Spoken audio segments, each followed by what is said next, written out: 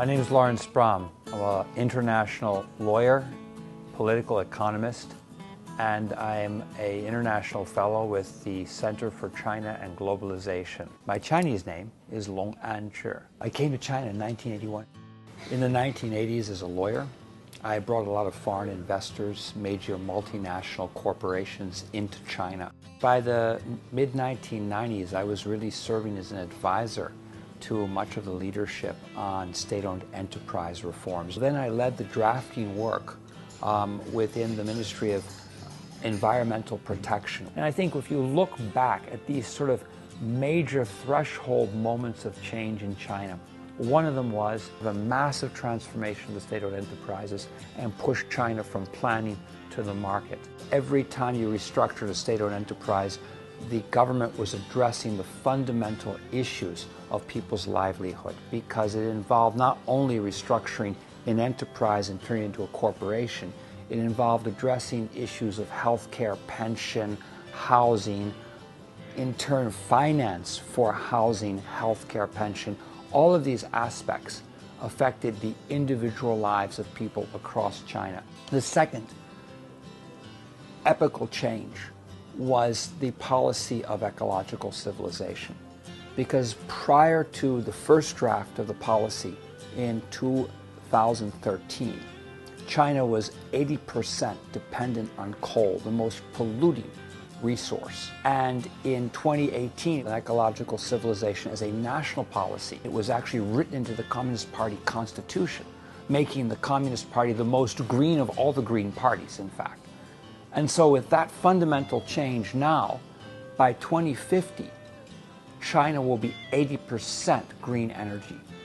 There's never been any conceivable transformation like this taking place within all the countries right now. We really have seen a massive transformation within only 4 decades of an economy that has gone from scarcity to surplus.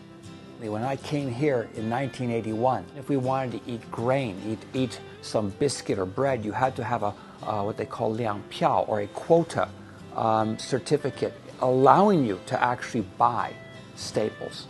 Now, of course, you have every kind of food, every kind of restaurant, every single brand in the world is here. You have a plethora of commodities.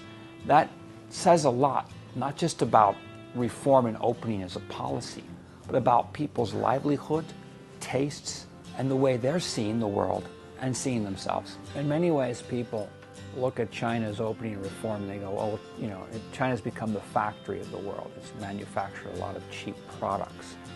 But it doesn't stop there. It has integrated China with the rest of the world. Now, the future will be China being the investor in the world and the producer of renewable energy solutions that will be exported everywhere.